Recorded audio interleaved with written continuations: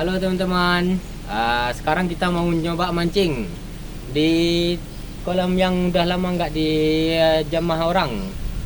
Sekarang kita nyoba peruntungan, yuk. Let's go.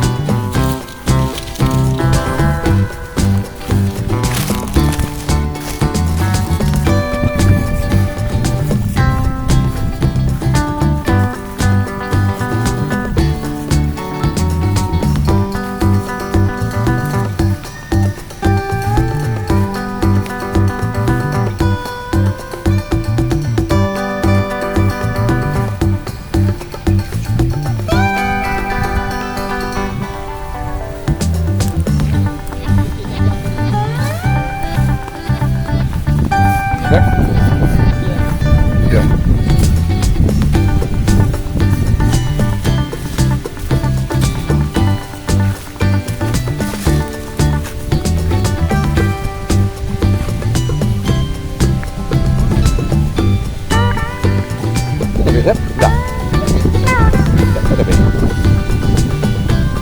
Hei, kali itu lubang matang tu jalan.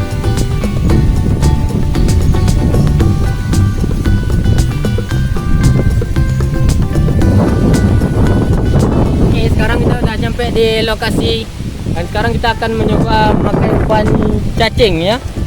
Kita mau cari dulu.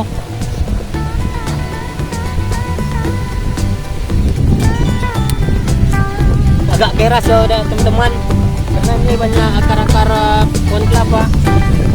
Kita bantu pohon kelapa batang garamnya ya, ulinya banyak. Oke, kiranya adanya.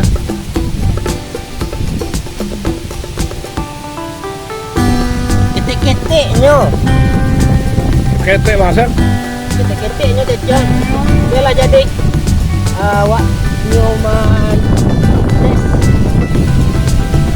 Yuk kita mau ngetes.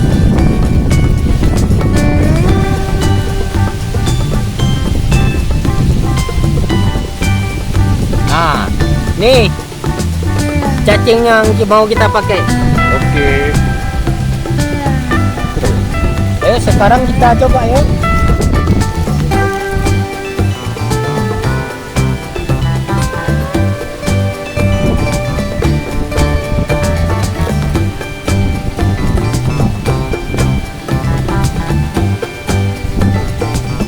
Mudah-mudahan ada rezeki.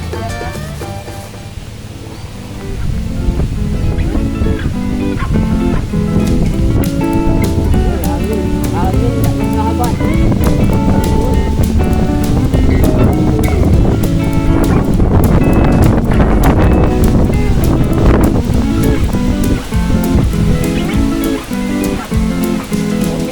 Makan mas bro, makan. Wih, tarik mana, oi.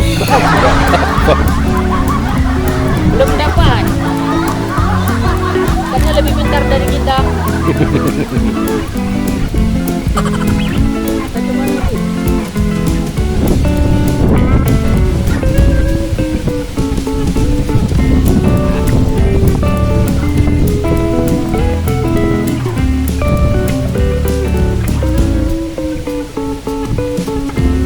Jangan kali ini dapat ya.